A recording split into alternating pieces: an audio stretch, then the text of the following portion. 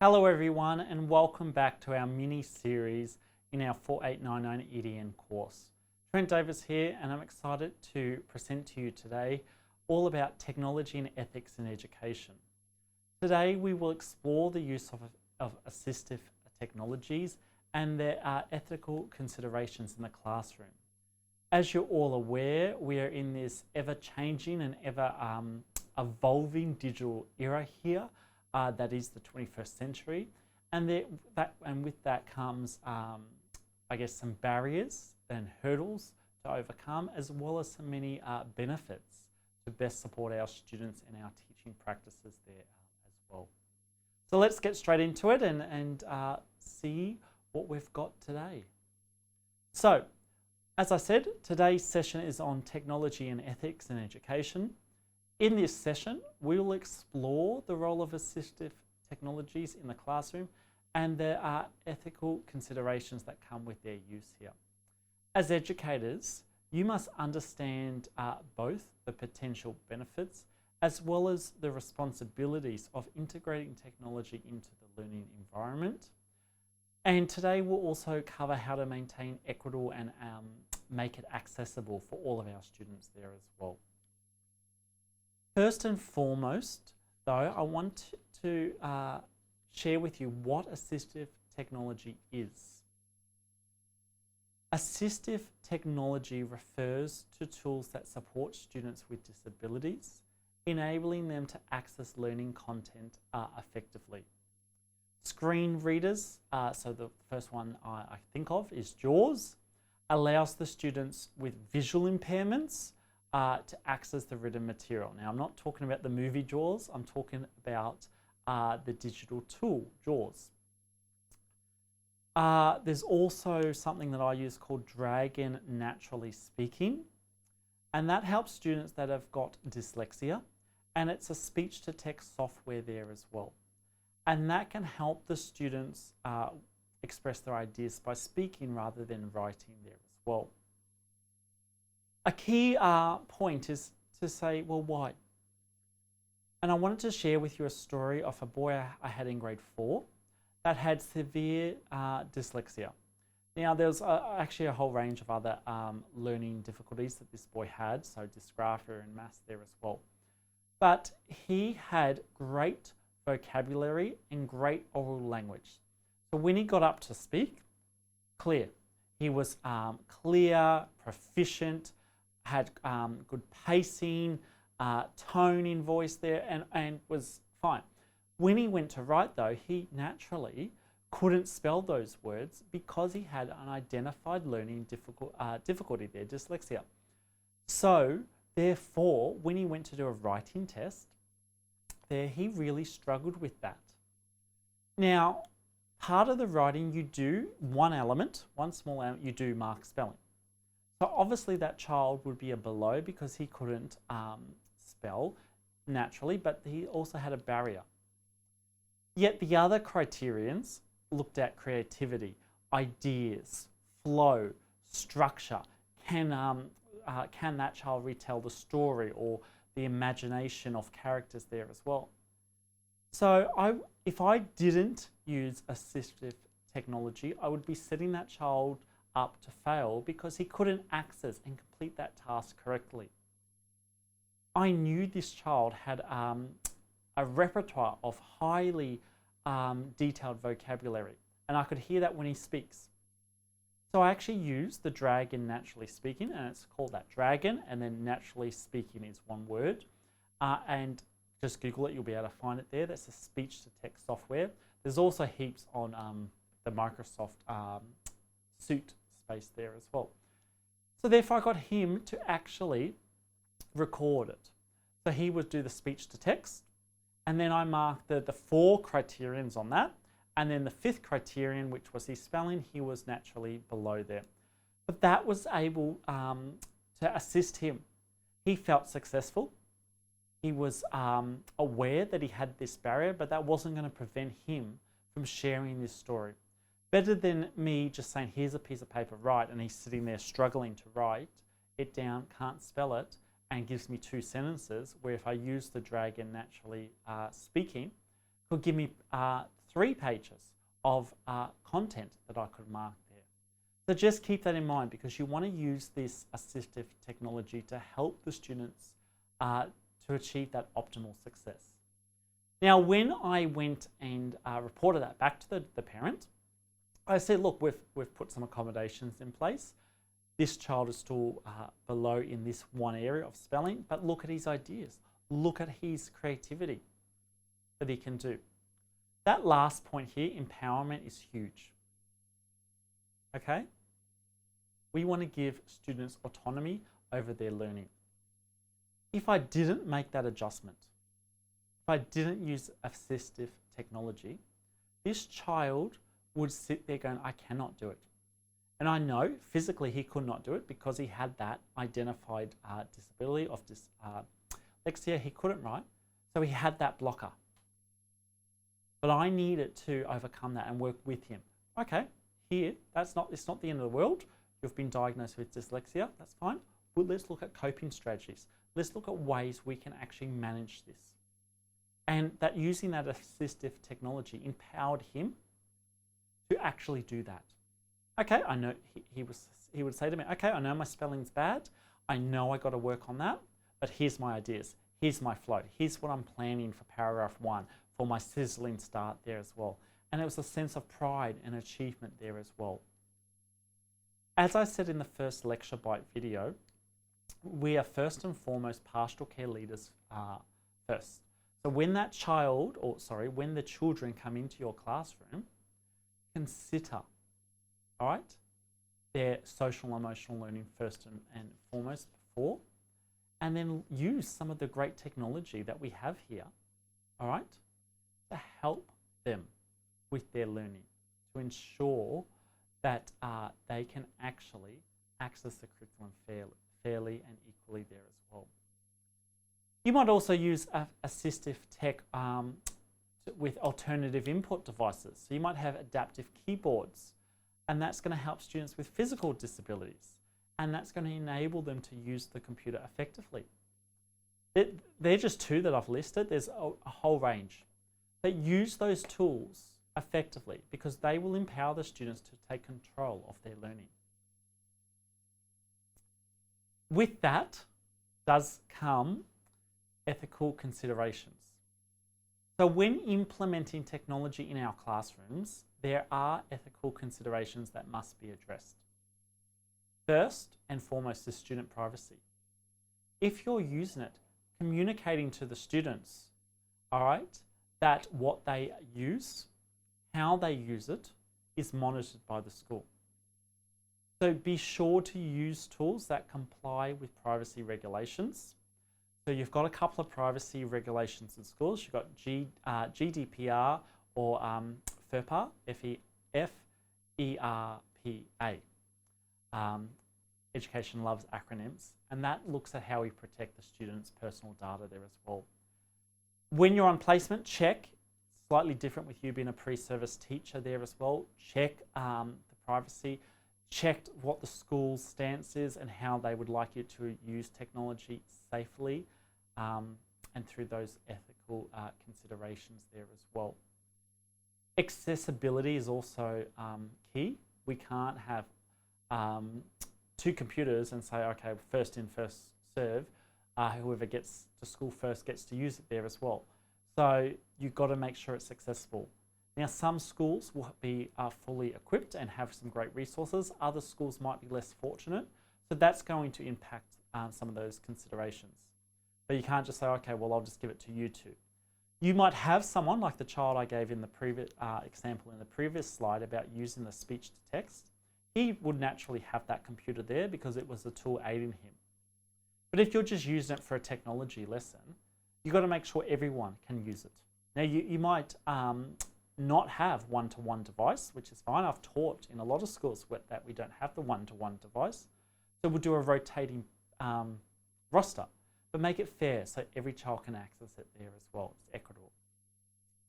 Technology should be adjusted in terms of education, okay? So the fonts, the contrast, you've got dyslexic-friendly font. You can Google it and download it there as well. And that all helps meet the needs of diverse learners. I know when I do a presentation, all right, because I've got bad eyesight there, and any of you that have seen me or had me in classes know I wear glasses at times. So I actually print the font quite large. So when I look down and glance at it, I can see it clearly, all right? So I use it to help me. I know I've got that vision impairment there. I've had it for a number of years. It's not going away. It's probably only going to get worse over time. But I'm using accommodations there. So I use technology to help me. It can be something as simple as that, okay? But you want to meet the needs of your students. It really is essential to avoid just using technology as a fill-in, or hey, let's go on the iPad today, it's our digital tech lesson, let's do some games. You're talking to them about it. Now, right from prep, as you know, I'm an early years teacher, when I use the iPads, I talk to the students about using it safely. Now, interesting enough, a lot of young students are quite digitally versed because of the environment they've grown up in. They're in the 21st century. We use technology very readily compared to, say, you know, a child who was in prep, you know, 30 years ago there as well. Now, with that in mind, they are quite good at swiping, you know, logging in, the passcode, all of that, and they can do it quite effectively. They've probably used mum or dad's iPhone before, or iPad, or the smart TV, whatever digital tool at home, and they can use it quite clearly. With that, though, comes a concern. If they then take photos, so if they go, oh, hey, Trent, take a photo, all right, they've actually breached that. Now, in prep, for example, they're 5. They're not going to understand that. But we need to start teaching that. So you start, every time you have a digital tool with you, regardless of the age, you're starting to teach these ethical considerations. Now, the way I would do that is going to be age appropriate. I'm not going to say, hey, oh my goodness, you've just breached privacy. You know, I'm going to tell your mum and dad. That's not going to work. They're going to go, well, what does the word privacy mean? Okay? Different in a year 10 class, you'll go, hey, that's a breach of privacy, because they're old enough and hopefully, well, should be mature to understand that there as well. But I'll talk to the students in that friendly language. We don't take photos of someone else unless we have permission. Excuse me, Trent, can I take your photo? Oh, yes, great. No, that's okay. So talking to them, asking about that, it is huge. Also getting the students aware that what they post or what they put up there, it's in that digital space there as well. All right, so keep making sure, you know, they can't be identified. So they're not going to go onto a live stream video with their school uniform and their logo here, or they're saying, hey everyone, my full name, I'm Trent Davis, and you know, I live at this address. Teaching them that safety there as well, and so on. One of the scary sort of moments in my career, and I'll share it with you in a de-identified sense, is when I was teaching a year 1 classroom, and a student came in, I'll go back. Student in my year 1 class, he got an award at assembly, all right? You know, the traditional class achievement awards, and I can't remember what it was for. I gave him, you know, working hard or persevering, something along those lines. Now, he was so proud, and so he should be. He earned that. He went home, and little did I know, he had a YouTube channel. Now, I don't know if the parents knew, but he went on that channel. He held up the certificate there, said, look, my teacher, Mr. Davis, has given me this award. I am so proud. And, you know, he very innocently, all right, gave himself a little bit of a pep talk. Now, that was a public video. Now, anyone could have zoomed in, seen the school name, his full name, my name there as well, and easily located this child. Very, very scary. And when I say it, I get a sick feeling in my stomach. The next day, the child came in, jumping with joy. Hey, I'm so proud of myself. I've done this. I've put this on YouTube.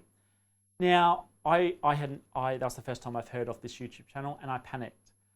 So I said, oh, you know, calm down, that's great. You know, can you tell me the name of the channel? just trying to subtly address it, because at that age I didn't want to go straight into reprimanding him, because he was innocent. He didn't know what he was doing. So I rang parents, called them in. We looked at changing the channel to private, because he obviously loved doing it, just with his family there as well. And it was a perfect learning opportunity for him to educate this child about, hey, we can't share sensitive information like that. Okay?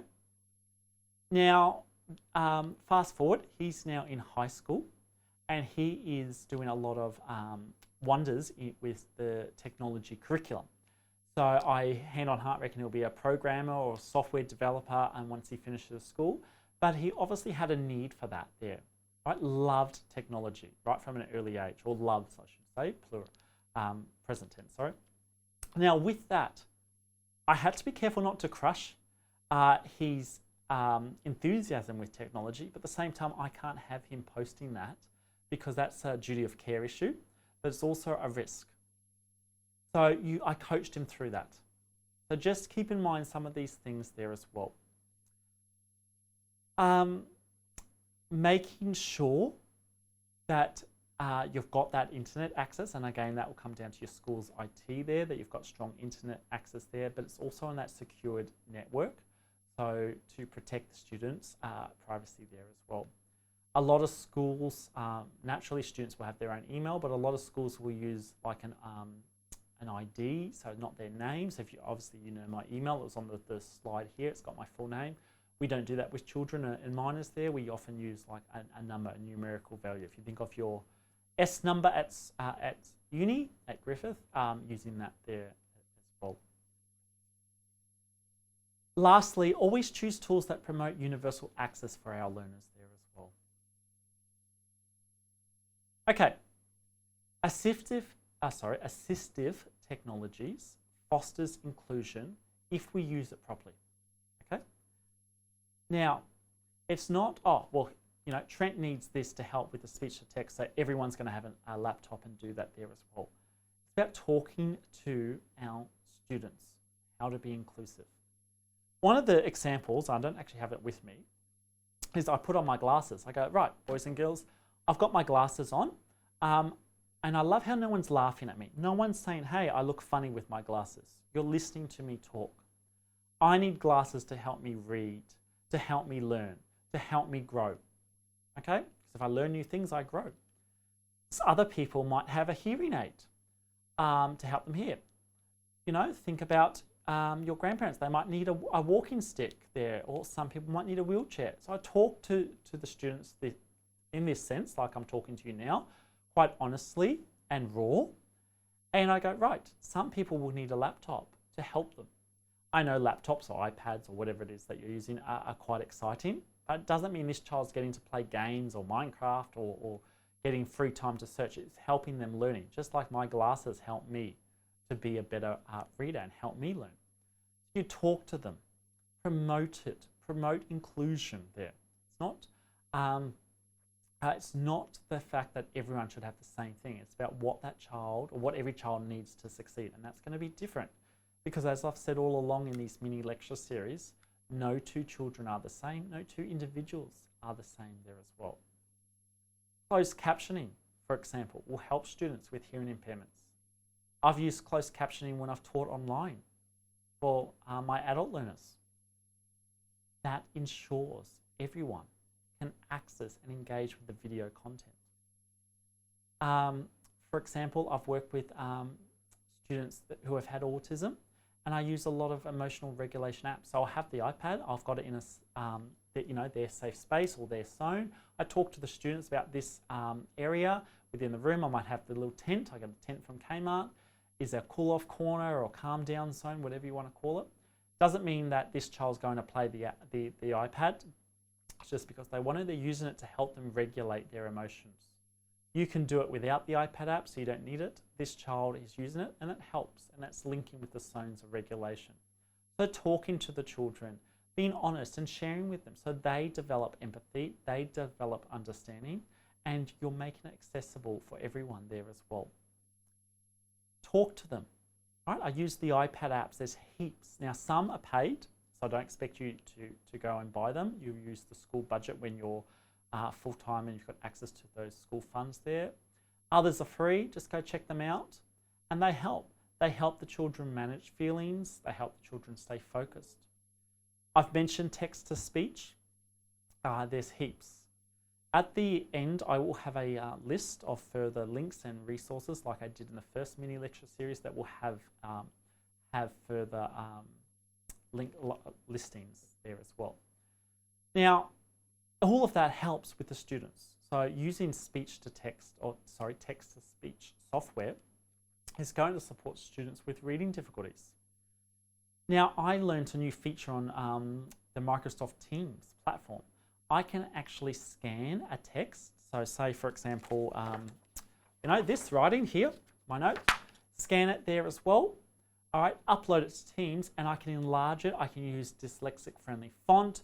I can have it so only a line shown at a time for anyone that's got cognitive overload or vision impairment there or struggling. It's too much, too many words on the screen there. So I'm using it.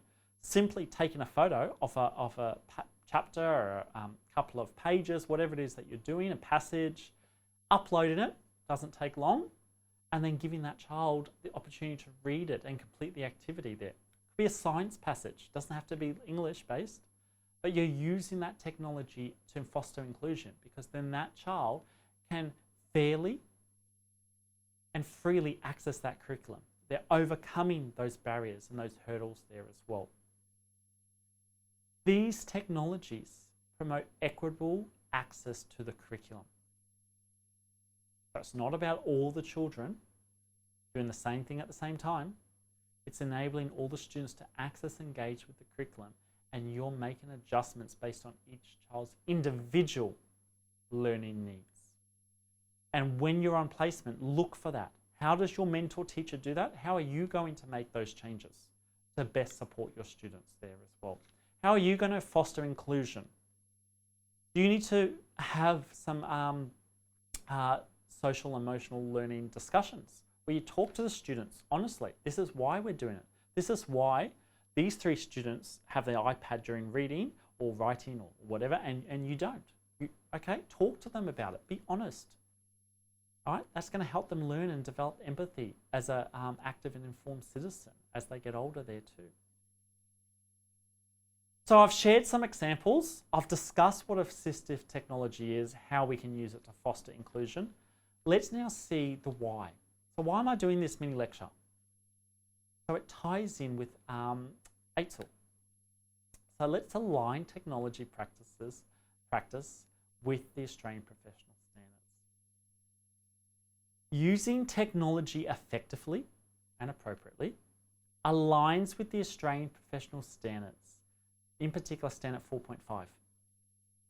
It highlights the importance of using digital technologies, plural there, to enhance student learning and engagement. So the key word enhance.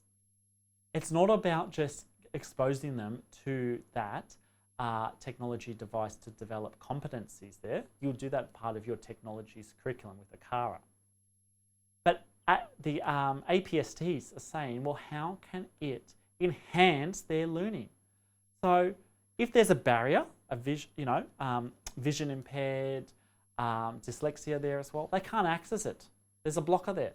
But if you give this tool, it's a way around it. So why not do it? So we have it. It's part of our mandate. It's a legal obligation. We are mandated. We are here to these standards. Okay? Integrating, so for example, if you integrate assistive technology, it can help students with those specific needs. It's going to help them access the content. It's going to help them participate more fully in those lessons. And it's also going to link with standard 1.3, as you can see here. Oops, my bit off there. It's emphasizing the need to create that inclusive environment. Okay, ensuring all students have the opportunity to engage with the curriculum through technology. So that was just a quick little lecture bite or as part of this mini-series. As I said, here is some further reading and resources. They are hyperlinked. If you click on them on the PDF version of the PowerPoint that's under this mini lecture, you should be out. It should go straight to that site there. If not, just email me and I can send it to you there as well. But just to help with that.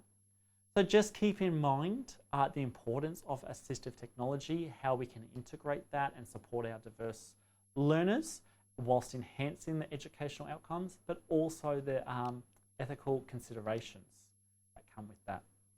Thanks everyone, and I look forward to seeing you in our next lecture bite, a part of this learning series. Thank you.